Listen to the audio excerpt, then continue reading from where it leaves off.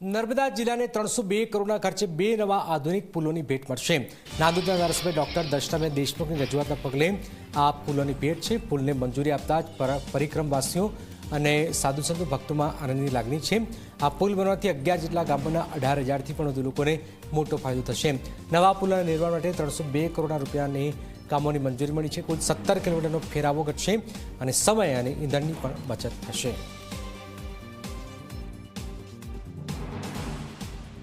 મારા વિસ્તારમાં નાંદોદ તાલુકાના જે શહેરાવથી તિલકવાડા અને રામપરાથી રેંગણ આ બંને વચ્ચે 17 કિલોમીટરની જે માં નર્મદા મૈયાની પરિક્રમા છે, આ પરિક્રમાના લોકોને જ્યારે એ લોકોને અગવડ ના પડે અને લોકો સારી રીતે પોતાની પરિક્રમા કરી શકે એ માટે ગુજરાત સરકાર દ્વારા છેલ્લા 3 વર્ષથી રજૂઆતોને ધ્યાનમાં લઈને માન્ય મુખ્યમંત્રી શ્રી ભૂપેન્દ્રભાઈ પટેલજી અને માન્ય નાયબ મુખ્યમંત્રી શ્રી હર્ષભાઈ સંઘવી દ્વારા લોકોની લાગણીને વાચા આપીને લોકોની લાગણીને ધ્યાનમાં રાખીને આ બંને બ્રિજ જે છે એને મંજૂર કરવામાં આવ્યા છે। રામપુરાથી રીંગણ અને સહેરાવથી તિલકવાડા બંને બાજુ બ્રિજ મંજૂર કરવામાં આવ્યો છે, જેથી યાત્રિકોને ખૂબ જ સુવિધા થશે, સમય બચશે અને પૈસા પણ બચશે।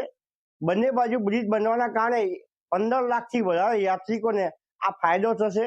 આ માટે લાંબા સમયથી ખૂબ અમારી માગણી હતી અને માગણીને લાગણીને ધ્યાનમાં રાખીને સરકારશ્રી દ્વારા અને ધારાસભ્યશ્રીની રજૂઆત અને પ્રેસ મીડિયાની રજૂઆતના કારણે આ કાર્ય સાર્થક થયું છે।